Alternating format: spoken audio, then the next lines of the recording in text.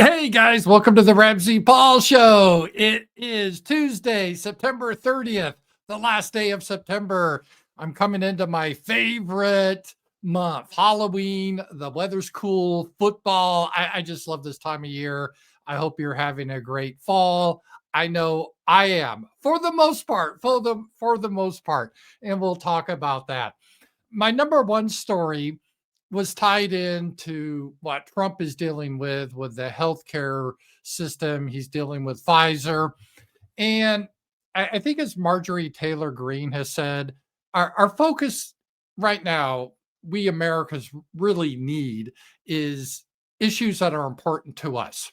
And that's not Gaza. It's not fucking Ukraine. It's not all this other bullshit. We don't give a shit about that, right? We care about being able to get medical care and paying for it. We care about being able to get jobs. Young people can't get jobs because their jobs are being offshore to India. No, it's not AI, it's India and H-1B visas. That's what people care about. We don't want our homeland replaced by third world people that don't share our values. I don't want my town to look like Calcutta. I don't want that, right? I don't want sewage everywhere, pooping in the streets, violence. Keep that shit over there. We don't need that over here. That's not unreasonable. This is what people care about. They want to be able to ride. We want to ride public transportation without some guy that's been arrested 30 times before on felonies just stab you in the neck with a knife. We shouldn't have to put up with that, right? That's what people want. That's the top concerns. And the economy, inflation, jobs, all of that. It's not this other stuff. And healthcare, I hope Trump really focuses on this more, because it's a horrible problem. It's not getting better. The costs are crazy. How much the medical establishment charges for everything. Drug prices are out of sight, going through the roof. And insurance companies, oh God, don't get me started on them. Don't get me started on them. Just as a little background, this was what spurred it on today. I got my mail, and I saw a bill from my eye doctor. And as you guys probably know, I had cataract and glaucoma surgery. This isn't optional. This isn't something I just wanted for the hell of it. It's not cosmetic. I need the surgery so I can see, right? If I don't get my cataracts fixed, everything's a blur. And glaucoma, that can lead to blindness, right? So I need surgery. This isn't required. I don't care the cost. I want my vision. And we have insurance, right? Sasha and I, we have insurance, and we pay over $7,000 a year from Sasha's job for medical insurance. So that's what we pay right off the bat. And then on top of that, though, insurance doesn't cover a lot of stuff. So in the most recent procedures I've had, I think I spent around $5,000, $6,000 just on the eye stuff. Now together, Sasha and we probably spent, I think, about 14,000 this year out of pocket, right? So we have the insurance, 7,000 a year, plus out of pocket about 14,000. I mean, what the hell? What the hell? So I went into the eye doctor beforehand. I knew this was going to be expensive. They were charged. I forget what the whole bill was, like $16,000, $17,000. But my part would be just about 5,000. Is like, it's a little more complicated because I have glaucoma, but they broke it down per eye. And I said, I don't want any surprises. Let's get this cleared through the insurance company. They did. Okay, we got all the pre-approval. And when you come in for your first eye, we're going to take your credit card and scan it. And I think the first time was like $3,000 and $3,100. And then for my next eye, scan the credit card again, another $2,000. I mean, it sucks. It's not like I'm made out of money. I have some savings, but this is my eyes. I need to do this. So I bit the bullet and I paid for it. And I'm like, okay, all clear now. This is everything. Then the other day, just yesterday in the mail, I get this bill. You owe $2,200. I'm like, what the hell? I thought we had this all cleared up. So I called the eye place, and they said, oh, well, your insurance company denied one of your claims. I'm like, denied it? I thought this was all pre-approved. Yeah, they said they didn't have the right documentation from you, or they're missing some information. They didn't know if you had other insurance. I'm like, what the hell? Why didn't they call me and ask about this? So I finally called my insurance today. And, first of all, you have to sit on the phone and on wait for about a half hour. And then, oh my God, I'm like, please let it be an American. Please let it be American. No, it's someone in Calcutta or Bombay or wherever the fuck. Indian accent. I can't understand that accent. Some accents, if it's French, I can understand that. Even Mexican, Spanish. But when it's Indian, I don't understand what the hell they're saying half the time. I'm trying to be polite. I'm not a mean guy. And I could pick out random words they're saying, but it doesn't sound like English to me. And she's babbling on and I'm catching every other word. I'm like, what? So I'm trying to explain this to her. I'm like, what the hell happened? And then basically she said, oh, yeah, so we needed some more information. So we denied this claim. And I'm like, did it ever occur to you before you denied the claim to call me and say, hey, Mr. Ramsey, we need more information. Can you give this to us? Did that ever occur to you to do that? Oh, how about this beforehand? When we submit to get our insurance initially, we have to submit all this information. So what the hell were you missing? Why did you just randomly deny it? And she answered, I don't know what she said. God's truth, I have no idea what she said. She was speaking her Indian English babble. I had no idea what she said exactly. But I think basically they're going to try to put it through again because I just had to tell them, no, I don't have any other insurance. And we'll see. We'll see if in a week or two it will get paid. But that's the way insurance is. They just send all these random bills to you. You think you're dumb? You just get a random bill. And then you call. No one knows. The doctor doesn't know. And the insurance, they act stupid. They don't know. It's just random money. They think you're just full of money to just pay out. And I think a lot of this is intentional. Like people on X, when I posted this is insurance companies. I think what they do is they intentionally deny claims in the hopes that you won't fight it. So I could imagine to say someone's older, 70s or in their 80s, and they're kind of confused. They have a little bit of money, and they're like, oh dear, I thought this was all paid up, but I guess I owe this money. I need to pay this up. So without thinking, they pay the bill, right? So it's a way of stealing from the customer. And again, I'm getting these assholes over $7,000 a year to begin with, $7,000 a year. And I pre-approved. This wasn't something that's a surprise to them. And they come out with this bullshit. People are just getting really tired of this nonsense. The whole system needs to be reevaluated. And that could be a whole program and how we would do that. We need, I don't want socialist care or rationing, but we need something that's a little bit smarter than we have now because costs go through the roof. Insurance companies play their bullshit games over and over and over. They never stop. They always do. Oh, and the insurance representative, they don't call themselves insurance representative. I'm an advocate. I'm an advocate for who? Not for me, maybe for Satan, but not for me. And so, because their job, how they make money is by denying claims, right? They don't make money by paying claims. So they like to take the money in, but then when you get a claim, they're like, oh, well, I don't know. I guess we'll deny it. We don't have enough information. And just crazy shit. So that was kind of my rant today on the whole healthcare system. All right, let me bring up my document. I accidentally deleted this here or closed it in my window here. And here we go. Okay. So let's talk a little bit about Trump and what he was saying here and what he's trying to do with the health insurance. All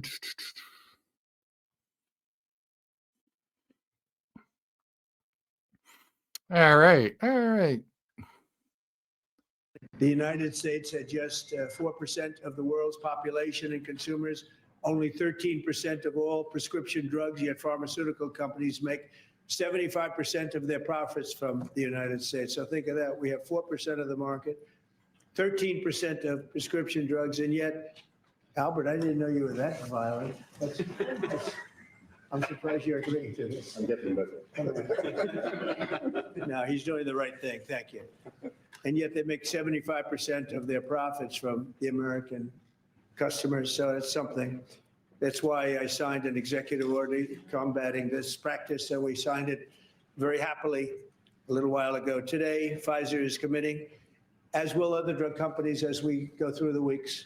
But Pfizer is truly one of the biggest in the world and one of the greatest in the world. Today, Pfizer is committing to offer all of their prescription medications to Medicaid, and it will be at the most favored nation's prices. It's going to have a huge impact on bringing Medicaid costs down like nothing else. We will see. So what they're doing here, according to Trump, is the drug companies around the world, they charge a lower rate than they do to Americans because they know they can screw us. Thank you, drug companies. So a drug that you can maybe get for $100 in Mexico, they will charge you $10,000 in the United States. And it may not be you directly. It goes through your insurance or what he's talking about, Medicare or Medicaid. So they try to screw the taxpayer. So they're going to be selling drugs to Medicaid at the most favored nations prices. So hopefully this will help with the drug care costs, but we will see. It's just getting crazy and we need help with this. And this should be a key issue.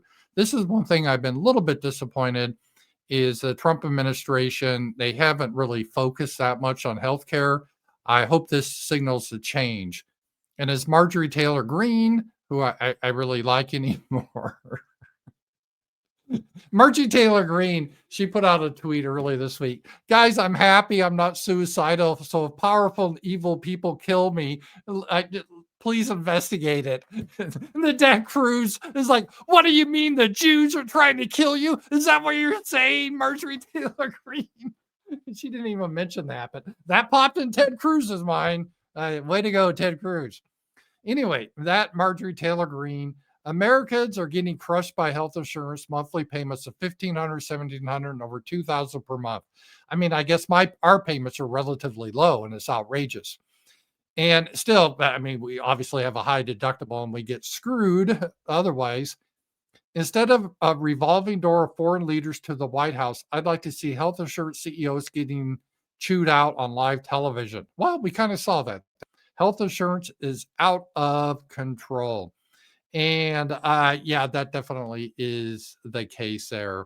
So hopefully we will get that into looking at that. So that was the number one story, is the healthcare.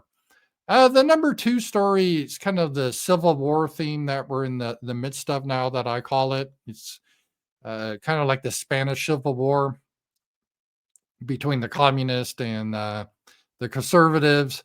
And we've heard more and more about this. Jordan Weissman, there's going to be enormous temptation for the next Democratic administration to give ICE the USAID treatment.